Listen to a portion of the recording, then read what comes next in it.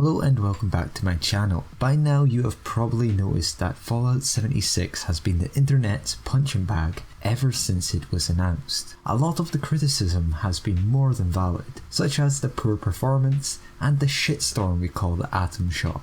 However, one of the many other main things 76 has been heavily criticised of, especially by fans of the series, is the lack of a lot of the pillars of what a Fallout game is.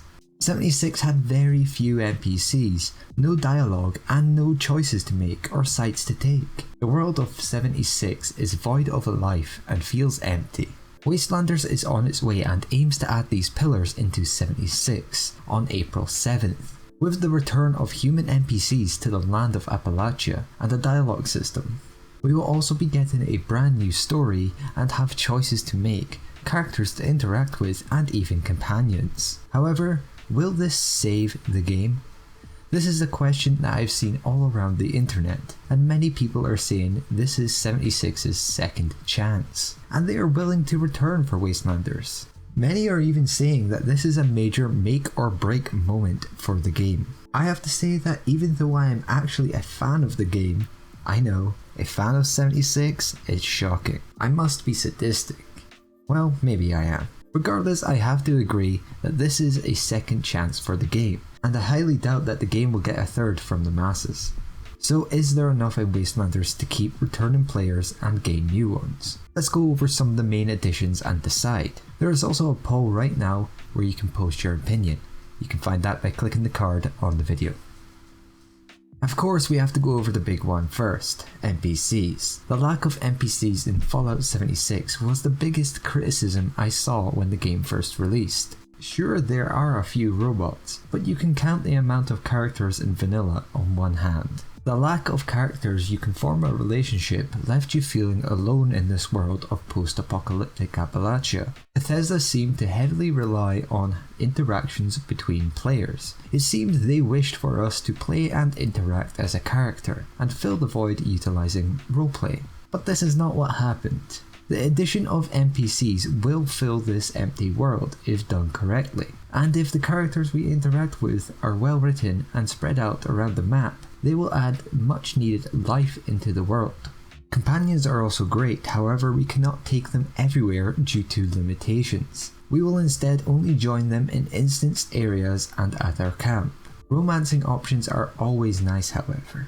Next up we have the story and dialogue. We do not know much about the story apart from people are returning and have conflicting goals. There will be two main factions, the Raiders and the Settlers, and they are both looking to loot a vault full of treasure. If the writing is good and the quests are plentiful and varied, the story will be good. The dialogue we have seen very little of, and it is said to be similar to Fallout 3's system, which is leagues better than Fallout 4's, so I'm glad they went that route. There will also be skill checks in these dialogue trees, allowing our characters special stats to give us unique options. Let's hope there are dumb options, as they're the best responses in Fallout. Lastly, let's go over endgame. This is something that has led to many players leaving over time, as there is not much in 76. You grind legendaries and that's about it. Sure, there is the Queen, but that is just a huge dick rip.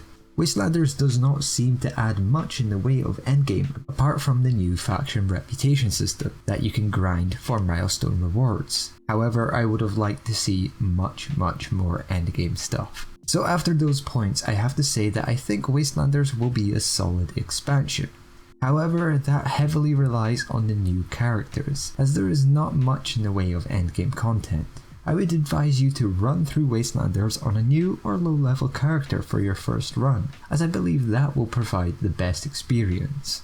If you stomp on everything and rush through with a level, say 300 or something, character, you will very quickly get bored. Of course, I don't actually know, but that's what I'm assuming. So will Wastelanders save Fallout 76? Maybe. People seem to think so, but there is no way of knowing. However, if anything, it will provide a much better foundation for future content, as they can add new towns, factions, companions and characters going forward. But this is Fallout 76 we're talking about, so prepare for people to be overly critical. I guess we will get our answer when I join you guys in the Wastes, April 7th. So that's everything for the video. Hope you guys have enjoyed. If you did, leave a like, it will help out a lot. Subscribe to the channel if you want to see some more Fallout 76 and other game content. Let your opinions be known down below, and aside from that, I'll see you guys in the next one.